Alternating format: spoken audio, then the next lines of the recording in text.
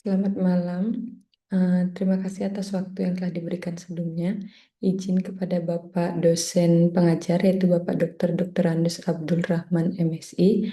Perkenalkan, saya Nimade Fitriani dari NIM 2502010222227. Di sini saya akan menyampaikan jawaban dari soal UTS yaitu mengenai perspektif kebijakan fiskal, kebijakan moneter, dan kebijakan utang luar negeri bagi transformasi ekonomi Indonesia agar terhindar dari middle income trap. Di sini saya membagi 6 poin yaitu apa itu middle income trap, akar masalah dari Indonesia, strategi kebijakan fiskal, strategi kebijakan moneter, strategi utang luar negeri, dan yang terakhir yaitu sinergi kebijakan dan kesimpulan. Middle income trap. Di sini poinnya naik kelas lalu tertahan, tidak bisa naik ke tingkat yang lebih tinggi. Suatu negara berhasil mencapai pendapatan menengah setelah dapat naik dari pendapatan yang rendah, tetapi sulit berubah menjadi negara yang maju dengan pendapatan yang lebih tinggi. Ketika pendapatan rendah itu didorong dengan tenaga kerja yang murah dan sumber daya alam yang tersedia. Ketika dapat naik ke pendapatan menengah, di sini terdapat risiko terjebak jika produktivitas, teknologi, dan kualitas SDM-nya tidak dapat naik dengan cepat. Tujuan terakhirnya itu pendapatan tinggi sebagai negara maju dapat dicapai jika didorong dengan inovasi, industri bernilai tambah, dan SDM yang berkeahlian tinggi. Diagnosis di Indonesia terdapat 3 hambatan utama yang menyebabkan tidak bisa naik ke negara maju, yang mana poin yang pertama yaitu produktivitasnya belum cukup tinggi. Hal ini karena banyak sektor yang masih bertumpu pada komoditas, pekerja informal, dan nilai tambah yang rendah. Hambatan yang kedua yaitu kualitas SDM dan inovasi yang perlu dipercepat. Pendidikan, vokasi, riset, kesehatan, dan digital skill menjadi penentu terhadap daya saing ini. Dan yang ketiga yaitu hambatan stabilitas makro harus dijaga. Inflasi, eh, nilai rupiah, defisit, dan biaya hutang memengaruhi investasi jangka panjang.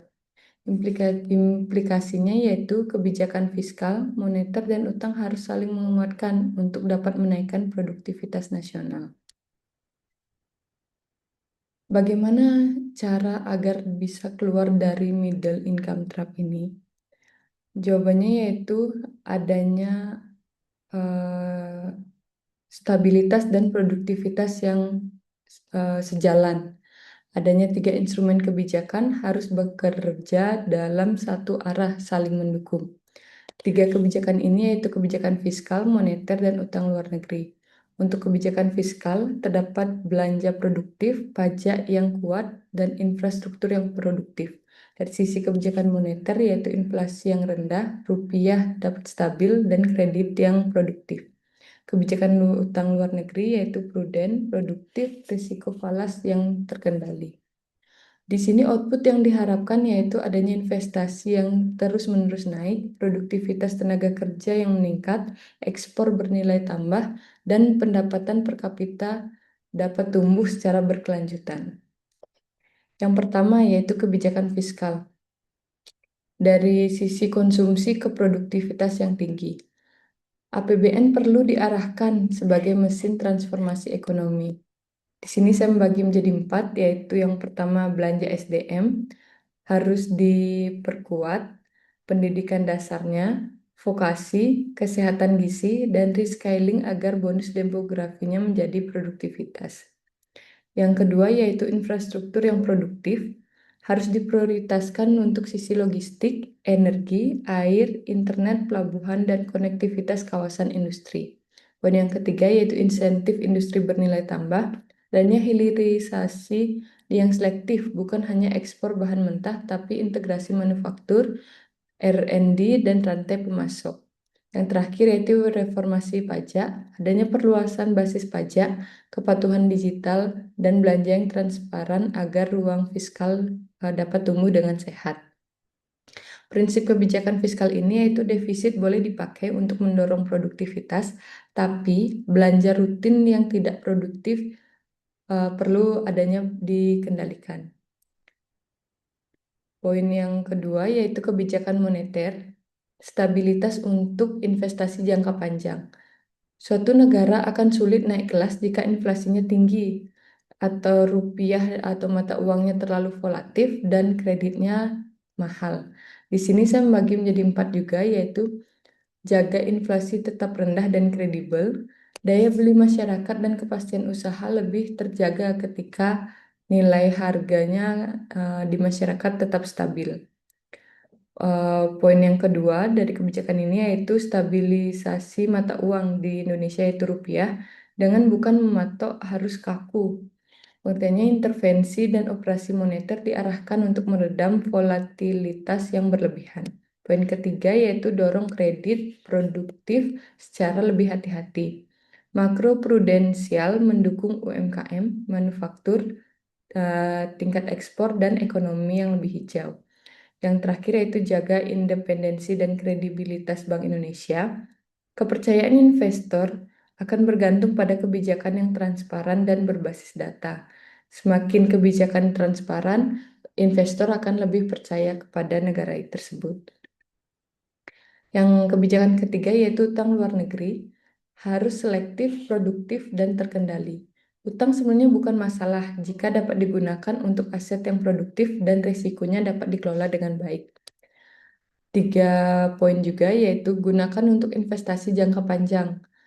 Hutang di sini contohnya untuk infrastruktur yang produktif, pendidikan, energi yang bersih, teknologi yang lebih maju, dan proyek ekspor. Poin yang kedua yang harus dilakukan yaitu kurangi risiko falas dan jatuh tempo. Perbesar porsi pembiayaan domestik, lindungi nilai, dan hindari mismatch pendapatan rupiah atau mata uang dibandingkan dengan utang falas.